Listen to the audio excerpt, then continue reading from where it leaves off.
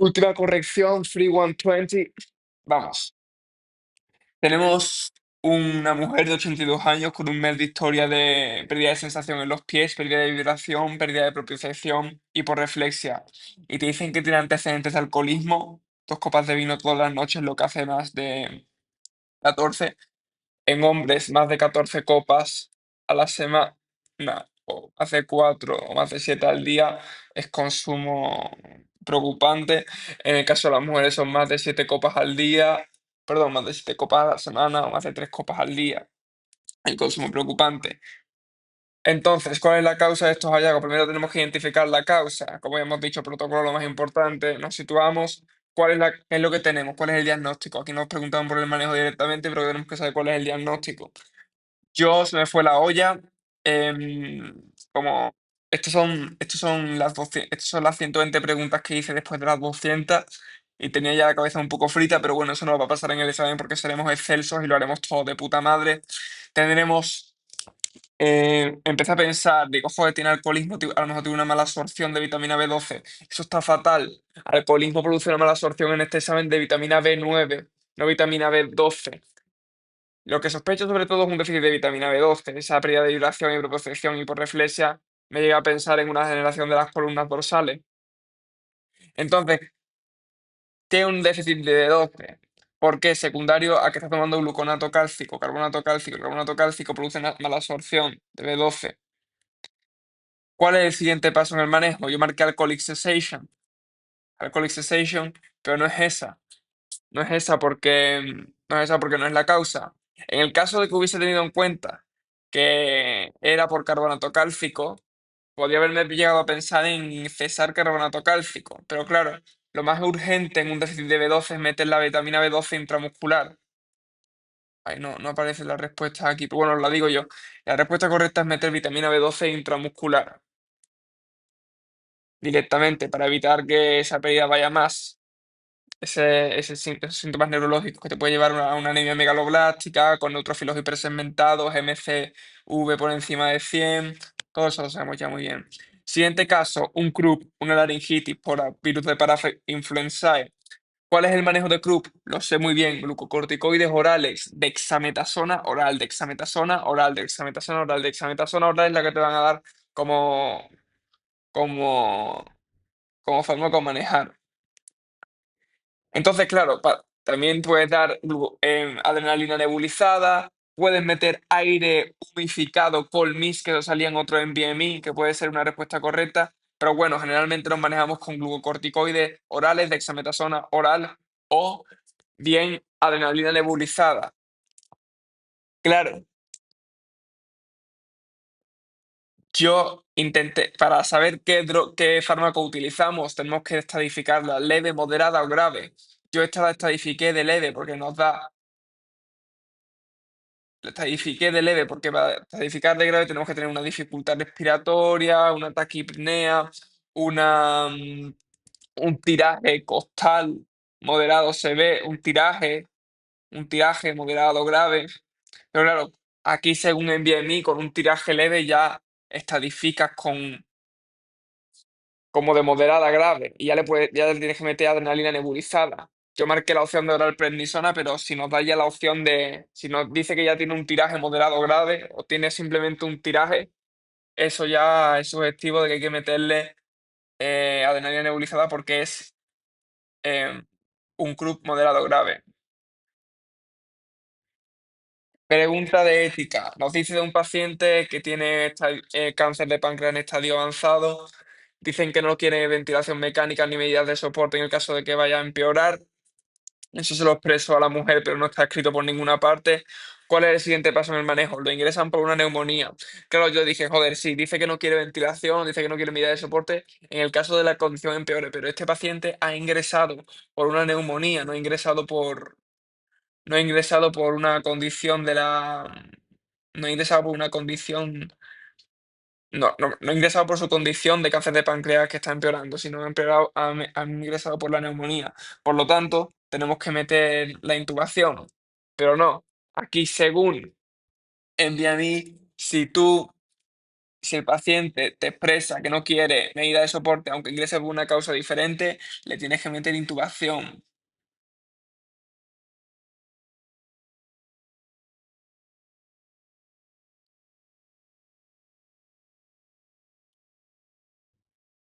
¿Ves? Lo ingresaron por neumonía, lo que quería confirmar. Pero bueno, aquí dice que aunque lo ingresen por otra causa diferente, si el paciente ha expresado que no quiere que lo intuben, cuidados paliativos y ya. Vale. Este caso es una rayada, es una paciente de 51 años, mujer, que te dicen que no tiene pulsos distales y tiene un soplo en la extremidad. Entonces dije, joder, cuál es el diagnóstico aquí? Me dice que tiene pulsos ausentes, pero no tiene dolor, no tiene palidez. Y me dice que tiene un soplo, no tiene una estenosis de la arteria. Es una acute limb ischemia, pero no me está dando todos los datos de dolor, pulsatilidad. Bueno, si me, eh, no tiene pulsatilidad, no tiene dolor, no tiene palidez. Pero bueno, me está diciendo que los pulsos son ausentes, y me dice que tiene un soplo, habrá que abrir la arteria, habrá que abrir la arteria con una cateterización periférica arterial. No, este no es el diagnóstico es una acute leg ischemia, el diagnóstico es una enfermedad arterial periférica, el manejo de la enfermedad arterial periférica es muy claro, es muy importante para este examen.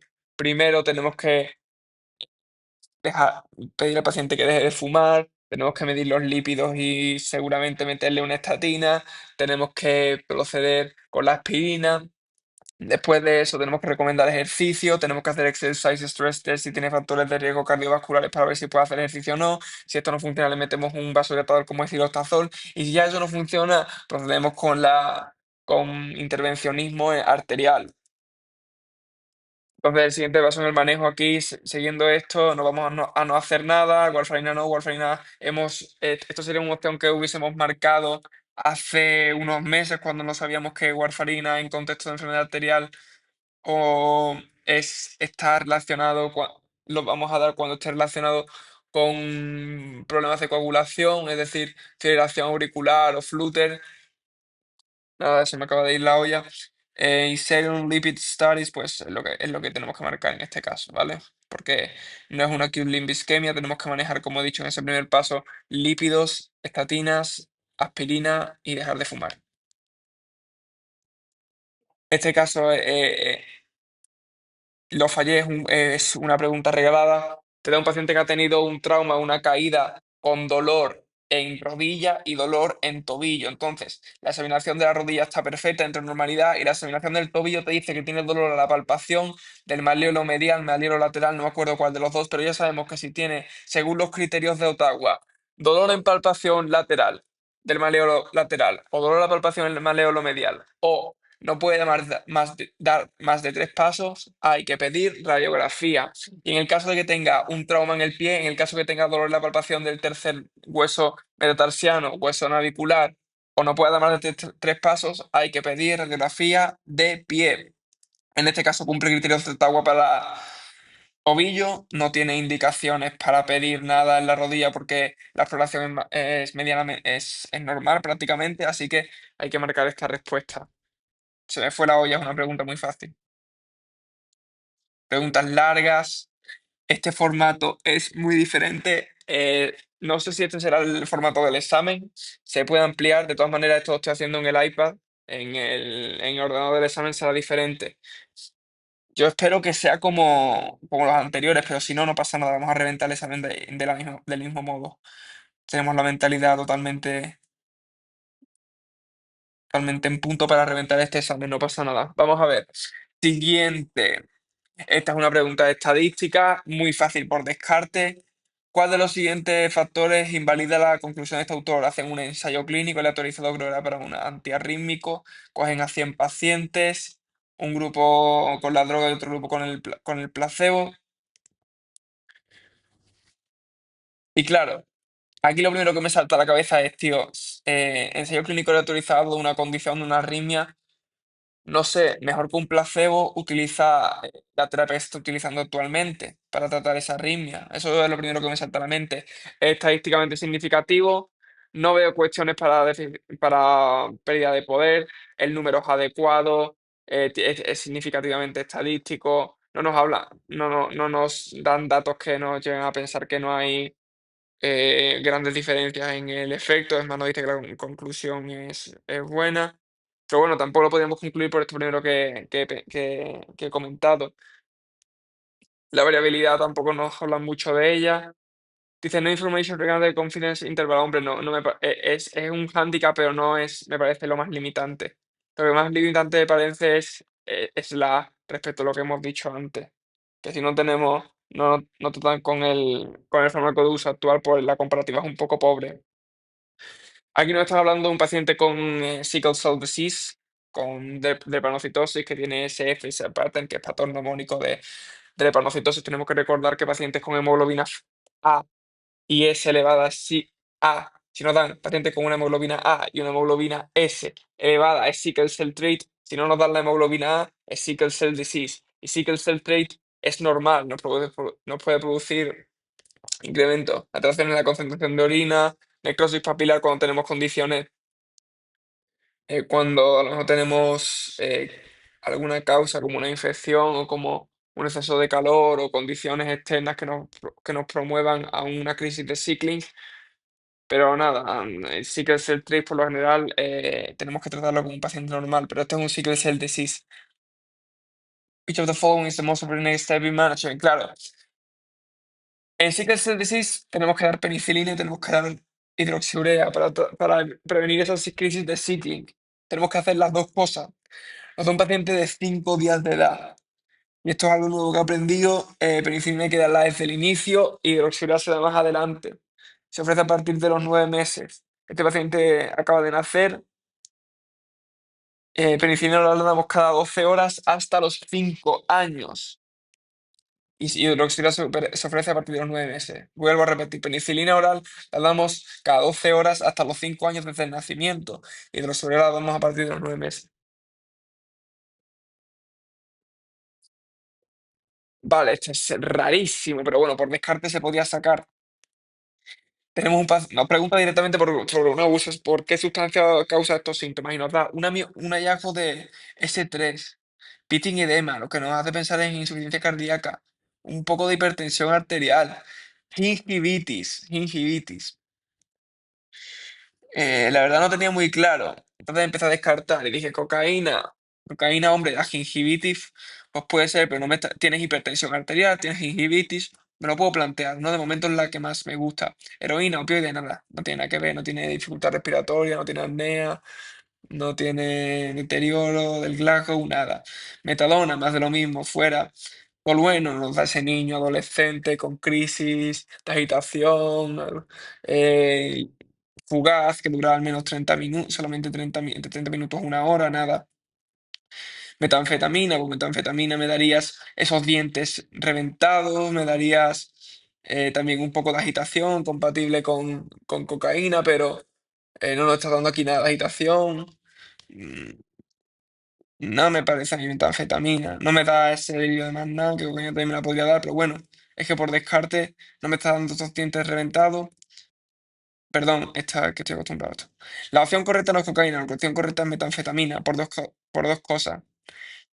Metanfetamina te produce miocardiopatía dilatada, tócate el huevo izquierdo. Uf, no sabía eso, o sea, un dato súper raro, nunca lo había leído. Metanfetamina te puede producir una miocardiopatía dilatada.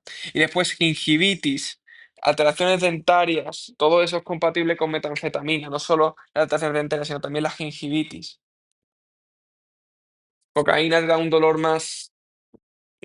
No te producen cuadros crónicos generalmente, te dan esa hipertensión, esa taquicardia, esos hallazgos del vasoespasmo. Sí que te puede producir gingivitis, pero es menos característico que la metanfetamina. Vale, esto es bloque uno. Bloque uno han sido 9 fallos. 9 fallos. Vale, 9 fallos de 40. Ok. Vale, bloque 2 este es el que peor ha ido. Tenemos paciente que tiene una condición socioeconómica problemática. tiene pancreatitis aguda y te preguntan cuál es el principal manejo para reducir el riesgo de que se vuelva a hospitalizar, es alcohólica, como ya repito. Pero yo me centraba en lo que tiene una condición socioeconómica, que a lo mejor por la condición socioeconómica busca refugio en el hospital, por eso la metemos en un women's shelter para que esté más segura. No, aquí nos están preguntando por la recomendación para reducir el riesgo de que lo vuelvan a readmitir. ¿Y por qué la readmiten y la readmiten y la readmiten? Porque tiene pancreatitis aguda secundaria a ese alcoholismo. El factor de riesgo más importante para la pancreatitis aguda no es el alcoholismo, es la litiasis, pero el segundo factor más frecuente es el alcoholismo. El alcoholismo es el factor más frecuente en pancreatitis crónica y no podemos confundirlo con cáncer de páncreas, que el factor más frecuente es el tabaquismo. Pero bueno, aquí sí, aquí tenemos que evitar que vuelva a consumir, tenemos que promover una abstinencia alcohólica para no volver a readmitirla, porque la causa de las admisiones en el hospital es por las bebidas alcohólicas, no por Women's Shelter. Oye, ahora me dices la respuesta, porque sí, aquí he marcado la... Vale. Esta pregunta no la vamos a fallar en el examen. La hemos fallado muchos simulacros, no la vamos a fallar porque ya me he pegado prácticamente 10 minutos reforzando este concepto, no la vamos a fallar. Vamos a ver. Esto, igual que depresión, igual que Contact Adult Protective Services, cada vez que tú veas en la opción mirtazapina, descártala hasta la saciedad. Mirtazapina, cuando te la dan, es opción correcta. La voy a marcar ya porque es que cuando te la dan, es opción correcta. Si te la dan, descártala. Te dan un paciente con depresión, que tiene epilepsia. ¿Qué droga damos? Vamos a ver, aripiprazol, nada. Esto es un antipsicótico de segunda generación que inhibe los receptores de dopamina y serotonina. All closets quit quietly whisper from A to Z. Olanzapina, quetiapina, clozapina, aripiprazol, ciprasidona. Brazalón es una benzodiazepina. Buspirona, estas tres drogas son súper importantes, súper, súper, súper, súper, súper, súper, súper importantes, súper importantes. Estoy seguro que van a caer preguntas sobre las tres en el examen. Bupropion. Bupropion es un antidepresivo, lo podríamos dar, sí, y es la que marqué en el examen, pero no leí bien. ¿Cuáles son las dos contraindicaciones que tenemos para bupropion? Que tenga trastornos de la conducta alimentaria o que tenga trastornos epilépticos. Este paciente tiene trastorno epiléptico, por lo tanto no podemos dar bupropion. Es un inhibidor de la recaptación de noradrenalina y dopamina, tenemos que tener eso en cuenta. Buspirona. Buspirona no se utiliza en depresión, se utiliza en ansiedad generalizada y está indicada en pacientes con alto riesgo adictivo, es decir, pacientes que tienen antecedentes de consumo de alcohol, de tabaquismo, pacientes que simplemente dicen que no quieren una droga adictiva, pues le metemos buspirona, que es un fármaco para el tratamiento de la trastorno de ansiedad generalizada. ¿Cuándo diagnosticamos un trastorno de ansiedad generalizada? Cuando tiene un trastorno de más superior a 6 meses. ¿Cuál es el principal fármaco que utilizamos? ISRS. ¿ISR cuándo empieza a hacer efecto? A las 4 o 6 semanas. Si te dice que a las 4 semanas no tiene un efecto, subimos la dosis. Si te dice que a las 2 semanas no tiene efecto, tenemos que esperar a que la dosis haga efecto. No subimos la dosis todavía. Todo esto tenemos que tenerlo muy en cuenta porque van a caer preguntas de todo eso. Mirtazapina es la droga de elección, es una droga que ayuda a pacientes con depresión y es una droga que es muy high yield para marcar, porque tiene pocos efectos secundarios, es un antidepresivo atípico, agonista de la serotonina, muy bueno. Sobre todo indicado en pacientes que tienen problemas de insomnio y pacientes delgados. Si no, un paciente anoréxico también sería una buena opción, aunque la principal opción son los ISRS. Mirtazapina. El examen MIR engorda. Te pones gordo de tanto estudiar. Vale. Esta foto la vi y me centré en la foto, ¿no? Y no sabía lo que tenía. Pero bueno, leí el caso clínico y hice, ¡guau! Hipotensión, hipoxemia. Te dan aquí causas de dolor abdominal, emergency department, fumador, muy fumador, hipotensión, breast comfort, sonido. tiene pulso, no, pulsos no son palpables, vamos a ver, empieza a descartar, pancreatitis no es esto, perforada no es esto, presentería isquemia, de ese dolor, vamos a ver, esta foto y este cuadro es totalmente compatible con una rotura de aneurisma de aorta, es muy fumador, tiene hipertensión, si es muy fumador, tiene hipertensión, pues un aneurisma de aorta, de esta foto de widening abdomen, no es widening mediastinum porque siempre que vemos una disección de aorta tenemos que tener muy en cuenta cuál es el mediastinum y el manejo que conlleva eso, si tiene angiografía estable, ecotransesofágica así inestable. Pero bueno, esta foto y con este cuadro es una ruptura de aneurisma de aorta. Tenemos que recordar que pacientes de 65 75 años tenemos que hacer una ecografía abdominal al menos una vez en la vida, en hombres, en mujeres no está recomendado. Caso muy fácil, totalmente desconectado del examen, por eso la fallamos. Seguimos protocolo, vemos esto, sacamos diagnóstico, lo más importante, sacamos diagnóstico. Lo que más nos ha costado en este Free 120 es sacar diagnóstico, pero es por cansancio, por flojera, por ya íbamos por inercia. Esta es mirtazapina, que no se ha marcado, pero bueno, da igual. A ver, este caso es muy raro, ¿vale? Te da un paciente que está perfecto, da una consulta estando sano, tiene un soplo que no es muy preocupante y te dicen que tiene diabetes mellitus tipo 1 y que tiene una elevación del ST de 3 milímetros. Pero el paciente está bien en el test de ejercicio. Vamos a ver, si tiene una elevación en el test de ejercicio, empieza a pensar en isquemia, eso es lo primero de todo. Que sí que no tiene síntomas, pero que tiene diabetes mellitus tipo 1 el pibe.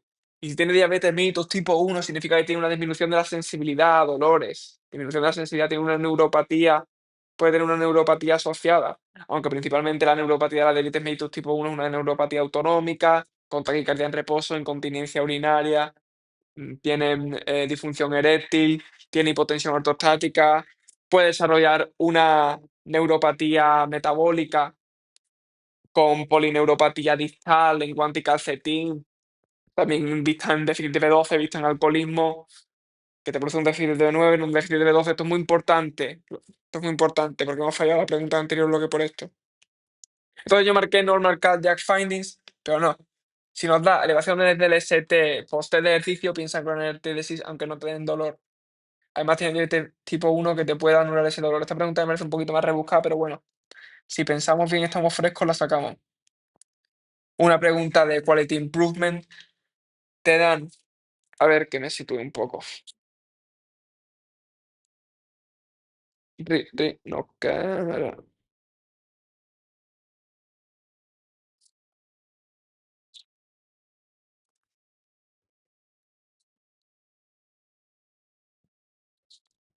Un equipo quiere disminuir el día, quiere disminuir. Vamos a ver, no, perdón. Hay que controlar el asma en pacientes que tienen asma, no hay que controlar con pulmonary function testing. Y dicen que la tasa de pacientes que se someten a esta prueba es bajita. Quieren elevarla y quieren mejorar la adherencia a esta prueba, ¿no? Los pacientes con asma, ¿qué es lo que hacemos? Si leemos entre las diferentes opciones, todas nos dicen, nos parecen buenas, ¿no? Pero hay que tener en cuenta que en Quality Improvement todo lo que sea sistemático, automatizado por el sistema, es lo mejor. Y la única respuesta que nos está llevando por esta opción es la opción B. El resto de opciones son opciones que dependen del médico, dependen del paciente, no dependen de una acción secundaria, pero si es una acción sistemática, protocolizada por el sistema hospitalario, es mucho más, es mucho mejor. Por eso optamos por esas opciones, siempre.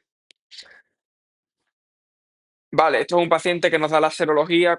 Si nos da una pregunta con serología o laboratorio, saltamos directamente al laboratorio porque el 80% de las veces la respuesta va a estar en los laboratorios. Hay veces que nos van a poner laboratorios perfectos para joder, pero la mayoría de las veces nos van a dar laboratorios, salta al laboratorio. Y te da antígeno de hepatitis B positivo, es decir, que tiene hepatitis B. Si nos da el antígeno hepatitis B positivo, tiene hepatitis B. Si nos da el anticuerpo de hepatitis B, es una hepatitis curada secundaria que ha pasado a la enfermedad secundaria que tiene la vacuna. ¿Cómo diferenciamos? En función del IgG, en función del IgG. Si el IgG es positivo, significa que ha tenido la infección. Si el IgG es negativo, significa que nunca ha tenido una infección. En este caso, la infección es activa y nos pregunta cuál es de qué tiene riesgo de desarrollar una hepatitis B, ¿no? Entonces, amiloidosis, no. Cleobulinemia, más con hepatitis C. Pues hepatitis nodosa, pues sí. Glomerulitis membranoproliferativa, no. Sería glomerulitis membranosa, no glomerulitis membranoproliferativa. Síndrome de Sjögren, ¿qué tendrá que ver? Restaurante, carcinoma hepatocelular y hepatitis nodosa. ¿Cuál de las dos? ¿Cuál de las dos? ¿Cuál de las dos? Opción E. No, es la opción C. Se asocia también con la opción E, pero menos frecuente. Una pregunta un poco más ahí al detalle, porque puede ser opción C, opción E, pero carcinoma hepatocelular es más frecuente. Pero arteritis nodosa, muy importante, una vasculitis de pequeño o mediano vaso. Vamos a buscarlo rápido.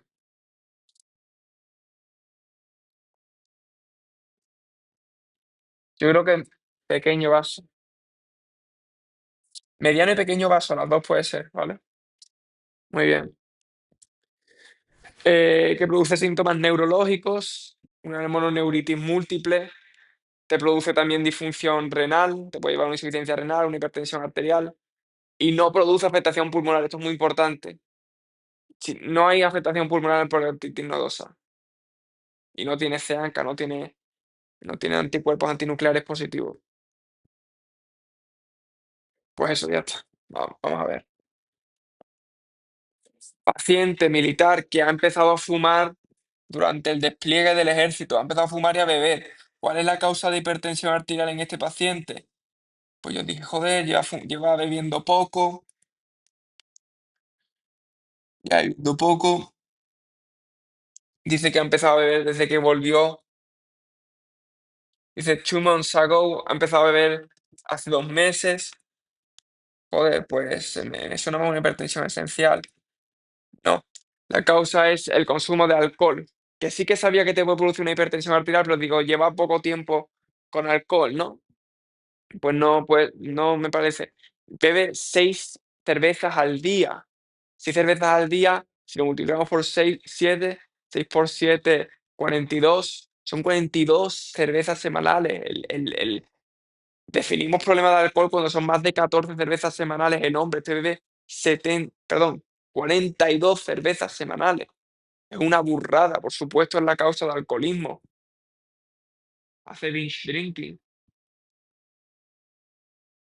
Esto es una pregunta ultra rebuscada, pero lo había visto en el banco de preguntas muy, muy, muy al principio de mi preparación. Confiamos en lo que sabemos, Antonio, confiamos en lo que sabemos. Llevamos miles de preguntas y miles de Anki hechos, tío. Confía en lo que sabes. Esta ha sido por sobrepensar. La marqué bien al principio. Picadura de araña. Y vemos esta lesión. ¿Cuál es el curso más frecuente? Yo sabía que era área de SCAR, pero dije, joder, no puede ser. Empecé a sobrepensar, estaba cansado. No, tío, lo que sabes, márcala y pasa. Te dice rapid spreading around the wound site. Hombre, pues puede ser, ¿no? Te incita a marcar esto, tío, porque una picadura, como un mosquito, tienes un eritema, una araña tiene un eritema, pero no. Es una araña en este examen, área de SCAR, por favor, muy importante. Esto puede caer en el examen. Todo lo de este simulacro puede caer en el examen. Es el simulacro más reciente y gratuito. Y según la gente, tanto las preguntas de NVMe 16 como las de 3120 son súper subjetivas a caer en el examen. ¿Vale? Pregunta súper fácil esta. Paciente que viene a departamento de emergencia después de haber tenido un accidente. Perdón, le han metido una puñalada. Le hacen el FAS y te preguntan qué es lo que, después del FAS, qué es lo que tendremos que ver. Hombre, pues tendremos que ver cómo tiene la constante. Tiene hipotensión, tiene pulso elevado, tiene GVD. Esto es una triada de Beck, tío. Es que no hay más. O sea, no te está dando muffled air sounds, pero tiene 2 de 3 y hacen un FAS. Tendrás que hacer pericardiocentesis. No está dando aquí en ningún momento que tenga absent bird sounds. No te hace pensar en neumotórax. Está estable hemodinámicamente, sí. Perdón, estaba estable. Yo creo que me quedé en este dato y no leí esto. Tiene hipotensión, está inestable, pericardiocentesis, un tamponamiento cardíaco. Esta es una rayada de pregunta, pero seguro va a caer una en el examen, estoy seguro. Vamos a ver. Vamos a repasar protocolo de seguridad. protocolo de seguridad, ¿no? Tenemos infecciones por airborne, infecciones por droplets, infecciones por contacto. Airborne, MTB, measles, tuberculosis, varicela. ¿Cómo prevenimos estas infecciones? Pues con guantes no estériles, importante, no estériles, guantes no estériles, bata plus mascarilla FPP 95, FFP2, N95 y sala de aislamiento. Solo un paciente por sala. Muy importante. MTB, measles, tuberculosis y varicela. Infecciones por droplets, por gotas. Por gotas. Spring, Streptococcus pneumoniae, Bordetella pertussis, rubeola, influenza.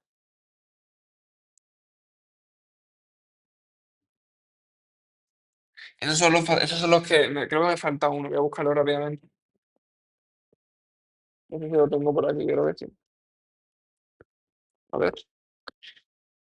Streptococcus pneumoniae, pertussis, rubeola, influenza y meningitis. Legionela y micoplasma también, pero es menos frecuente. Y aquí solamente mascarilla, mascarilla y quirúrgica, guantes y guantes no estériles y bata, y bata. E infección por contacto, Clostridium difficile, Staphylococcus resistente, Escherichia coli, virus respiratorio sincitial y varicela, aunque varicela tenemos que tener en cuenta tanto airborne como contact. Y, y claro, yo cuando vi este caso clínico dije, wow, Clostridium difficile, me estás hablando aquí de protocolos de seguridad, precaución. Empecé a pensar en esas medidas de seguridad, ¿no? Entonces dije, joder, pues las medidas de seguridad son guantes no estériles y bata. Pero claro, no veía en ningún momento aquí guantes no estériles, veía guantes estériles, marqué guantes estériles, no, precaution no, surgical mask no, porque solamente hacemos guantes y bata en contacto, pero no, son guantes no estériles. Entonces, esta opción es incorrecta, lavar las manos con agua y jabón es la opción correcta. Esto es un caso de un paciente que tiene hipertensión arterial y tiene un ictus. Y en el TAC se dice que tiene atenuación en el putamen, es decir, en ganglios basales. Esto es una hemorragia, es un ictus hemorrágico secundario de hipertensión arterial que se da sobre todo en ganglios basales. Entonces empecé a buscar mi opción correcta, ¿no? Lo diagnostiqué bien. Amiloid angiopathy, hombre, me sonaba a ictus hemorrágico. Alzheimer, no tenía el concepto muy grabado. Embolismo no, porque es hemorrágico. Esto que tendrá que ver, es mal veces vasculitis, trombosis, nada. Pero la única que me sonaba así más o menos era angiopatía amiloide, pero no. Angiopatía amiloide se da en hemorragias lobares, en pacientes ancianos con Alzheimer. Son hemorragias lobares del lóbulo, del córtex, no de los ganglios basales. La patología, la etiopatogenia que está asociada con ese ictus hemorrágico en ganglios basales es vasculitis de pequeño vaso. Hay que saber eso. Lo tenía en el fondo de la cabeza, pero no llegué a confiar del todo en marcar esa opción. Vale, vamos a hacer una pequeña pausa aquí. Aquí tienes este tipo de preguntas, Antonio, que no han salido en ningún simulacro. Has practicado poquísimo y, para ser sincero, no se nos dan del todo bien, ¿vale? Porque hay que leer. Hay que llegar bien de tiempo, que por lo generalmente solemos ir justo, que no va a pasar en el examen porque vamos a ir muy fluidos. Y además, he estado pensando en algo y es que los simulacros que estamos haciendo están pensados para bloques de 40. Tú te los gestionas en bloques de 20, por lo tanto hay bloques que vas fluido y bloques que vas más justo porque las preguntas están pensadas en hacerse series de 40, no de 20. En el examen estarán agrupadas en longitud y dificultad para que dé tiempo a hacerlas en bloques de 20. Eso hay que tenerlo en cuenta. Pero bueno, seguimos. Son preguntas asociadas a un estudio, ¿vale? True Ads questions o study questions. Entonces, el protocolo que tenemos que seguir no es con el que seguimos aquí de miro las respuestas, miro la pregunta, contexto, me situo en el contexto, sé el contexto, paso a la siguiente, leo, glance, glance, glance, glance, glance, saco el diagnóstico, tenemos el diagnóstico, tenemos el contexto. Siguiente, pienso en mi manejo, cuál sería mi manejo, cuáles serían mis complicaciones, similar a la respuesta. Cuando tenemos manejo de complicaciones, buscamos nuestro manejo de complicaciones, tal, tal, tal, tal, tal. Confirmamos nuestro manejo de confirmaciones, complicaciones, descartamos respuestas, descartamos respuestas, descartamos respuestas, descartamos respuestas, marcamos nuestra acción, seguimos. Ese es el protocolo en todas las preguntas, ¿no? Protocolo en este tipo de preguntas diferente. Es, no leemos nada más que la pregunta, la pregunta, la pregunta. La pregunta nos va a decir dónde tenemos que buscar la respuesta. Es en la pregunta inicial del caso clínico o del estudio, en los métodos que se han utilizado, en los resultados, en la tabla siempre nos van a dar una respuesta o en las conclusiones. Tenemos que saber qué es lo que nos están preguntando y dónde ir a buscar la respuesta. Entonces, como resultado, leemos más o menos las preguntas, vamos a buscar dónde tenemos nuestra respuesta. Y, y nos detenemos a sacar nuestra propia conclusión de leer esto. O sea, si leemos esto, vamos buscando así, no vamos a encontrar nada. Tenemos que buscar nuestra conclusión, es decir, tenemos que sacar nuestra conclusión de aquí. ¿Cuál es nuestra conclusión de todo este estudio? Ok, nuestra conclusión es que la dosis de morfina supera esto, tal. Bueno, sacamos la conclusión. Y con nuestra conclusión ya vamos a buscar la respuesta, ¿vale?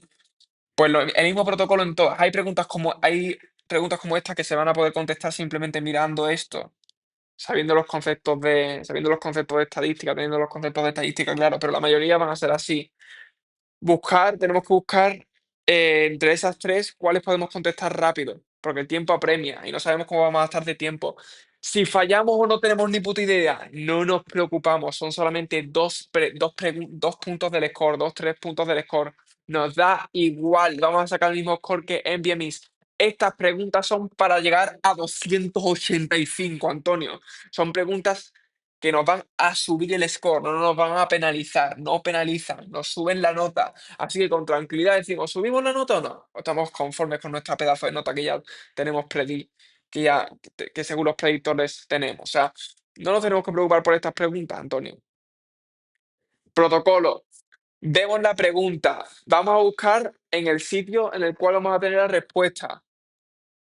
Sacamos nuestra conclusión del sitio, ya pueden ser los métodos, ya puede ser la conclusión, sacamos nuestra propia conclusión, sacamos nuestra respuesta.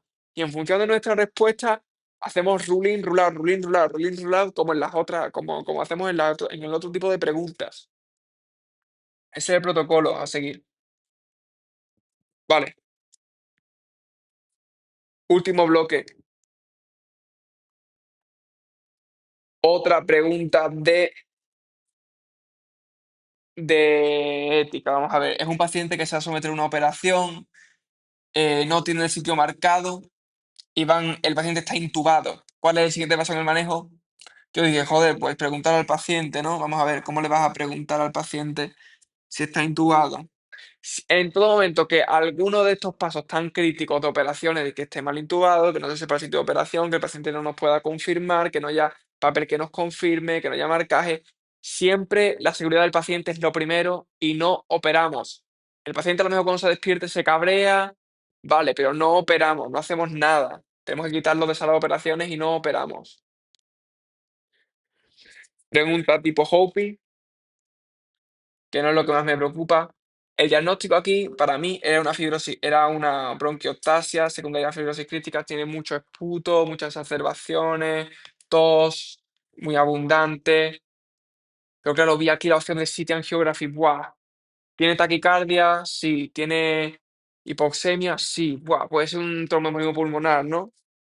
Vamos a ver. Según los criterios de Wells, tenemos que ver la probabilidad de que el paciente tenga tromboembolismo pulmonar, ¿no?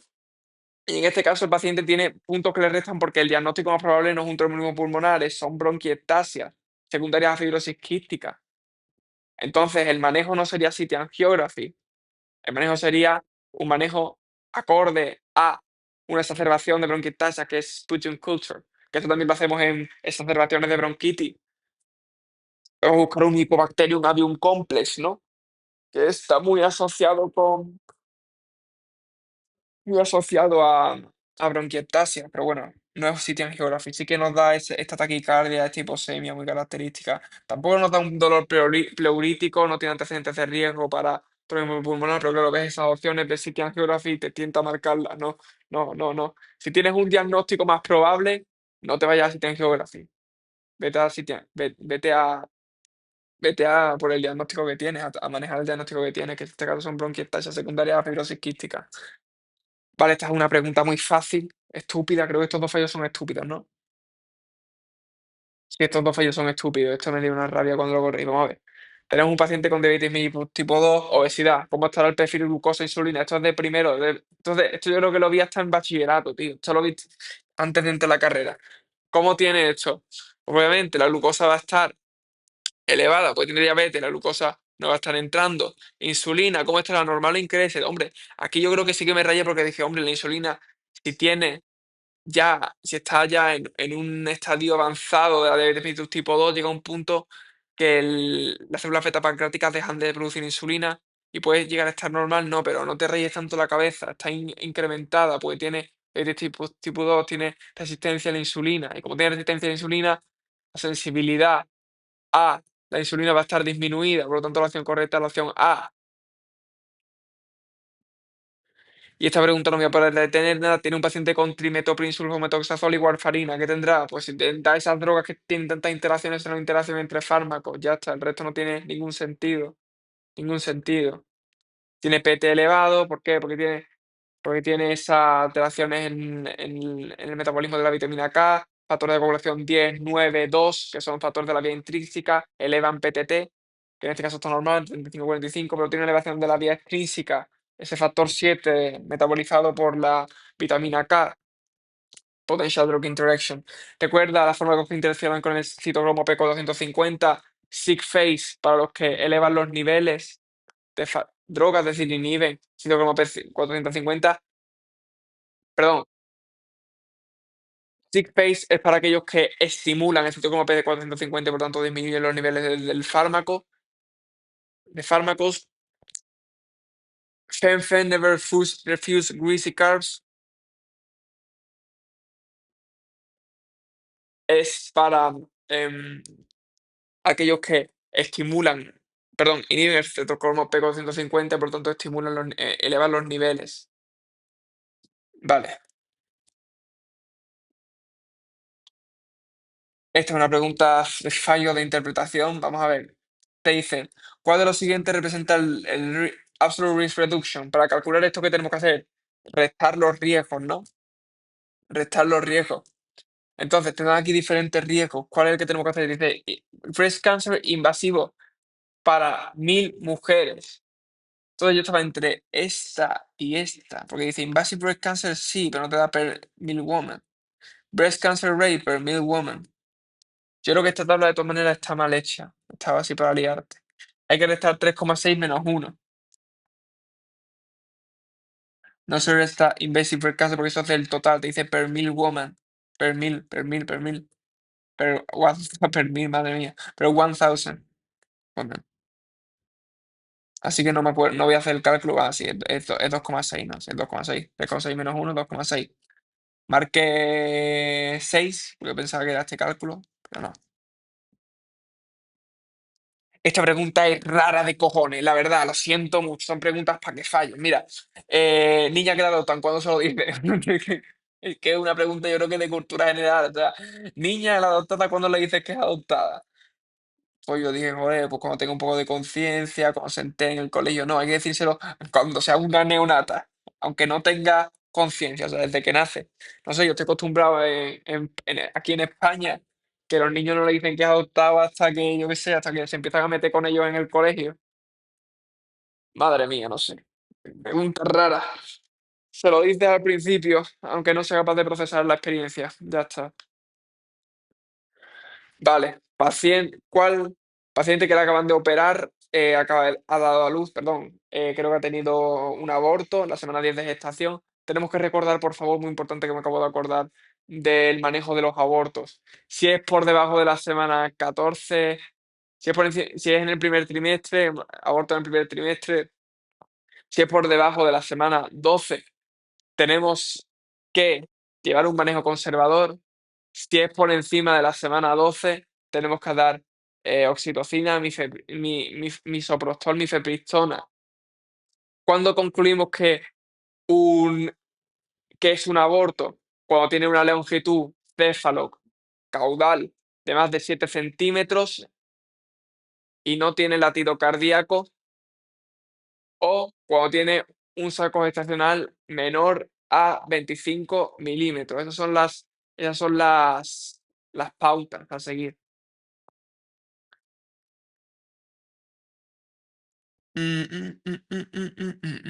Así que, bueno, me acabo de ir por la vía tarifa, pero aquí tiene una paciente que le han hecho un legrado y le preguntan cuál de los siguientes es el factor de riesgo más importante. Entonces, yo estaba, sin mirar aquí, sin mirar el caso clínico, estaba con la respuesta. Digo, Aperture Hypertension, pues no me parece más frecuente, herpes tampoco, obesidad tampoco. Obesidad te puede promover a infecciones por cándida, pero no por una infección, una sepsis así puerperal, que es lo que yo creo que intentan darnos aquí, o una endometritis. Bulbar shading, hombre, pues puede permitir la entrada. Vamos a ver, aquí te está diciendo que tiene un pH por encima de 5,5. Grade igual vaginal, esto es una vaginosis bacteriana. Sí, y dije, joder, sí, vaginosis bacteriana, pero no sé, raro. Bulbar shading, no, es incorrecta. Que tenga una infección genital previa te promueve que tengas complicaciones postoperatorias. Es un factor de riesgo, hay que saber eso. Ya está, ya he corregido todo. Yo creo que sí, ¿no?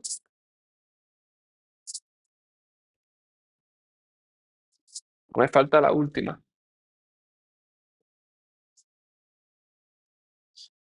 Me falta una.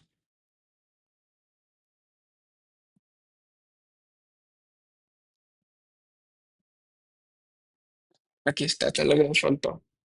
1, 2, 3, 4, 5, 6, 7, 8. Vale, sí, esta es la que me falta.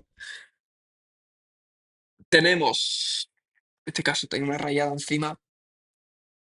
Tenemos un feto de 1 año de edad que tiene mielomeningocele, ventrículos dilatados y no tiene movimiento de extremidades inferiores. Vamos a ver, ¿cuál es el diagnóstico? Para empezar, no era capaz de sacar el diagnóstico, no me acordaba de este diagnóstico. Esto es un mielomeningocele. Esto es alteraciones en la formación de tubo neural. Y dice que tiene disfunción en extremidades inferiores. Es característico de la tegenesia del tubo neural, secundario a un déficit de B9. Entonces dije, joder, impaired folate metabolism. Vamos a ver. Que tenga un déficit de B9 no te implica que tengas una alteración en el metabolismo de folato. Esta pregunta está puesta para liar. Esta acción está puesta para liarte. ¿Qué marca es eso? En déficit de tubo neural, que tenemos ese disrafismo, esa alteración de formación de tubo espinal, está asociado a signos de segunda motoneurona, que en este caso nos la dan, que nos dan dificultad de movimiento en extremidades inferiores, y nos suelen dar estigmas en la espalda, es decir, nos puede decir un paciente que tiene esa salida de tubo neural hacia la espalda, tiene alteraciones en la espalda, son pacientes que tienen manchas melánicas, son pacientes que tienen eh, pelo en la espalda, justo donde está encima de la columna vertebral, sacral theft en inglés, y te producen y sobre todo está asociado con alteraciones de la vejiga, retención urinaria, te hacen retención urinaria. Son defectos de la formación del tubo neural que están asociados al déficit de B9, pero en este caso no es impaired folate metabolism, es neurogenic bladder.